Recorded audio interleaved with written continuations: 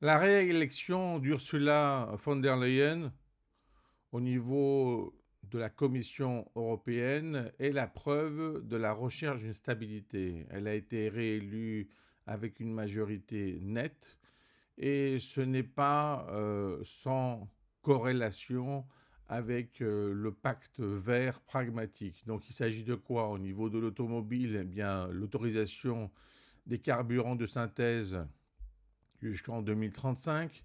Au niveau énergie, de ne pas faire de la discrimination du nucléaire vis-à-vis des renouvelables.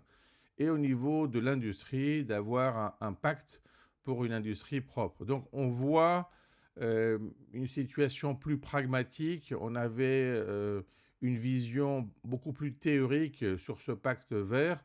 Maintenant, on voit qu'on ne peut pas faire n'importe quoi, on ne peut pas décider n'importe quoi sous prétexte que ce soit une situation idéale.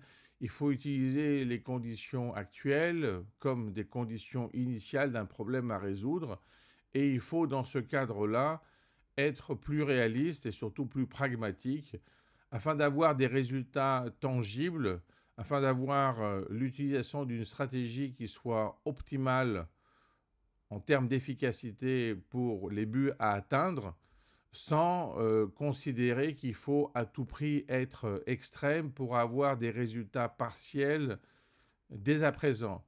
Ce qui est important, c'est d'avoir une stratégie cohérente, une stratégie d'ensemble, une stratégie de coalition et une stratégie qui tient compte des différentes valeurs, mais aussi des différentes données pour ne pas être complètement hors cadre. Donc en fait, sa réélection prouve que la Commission européenne sera bien cadrée et on voit aussi que le Parlement, qui est constitué de 720 députés européens, est capable d'avoir une vision cohérente, d'avoir des grandes forces qui vont dans la même ligne, tout en considérant qu'il est nécessaire d'auditionner finalement tous les objectifs de la Commission européenne de manière très claire et de manière très lisible.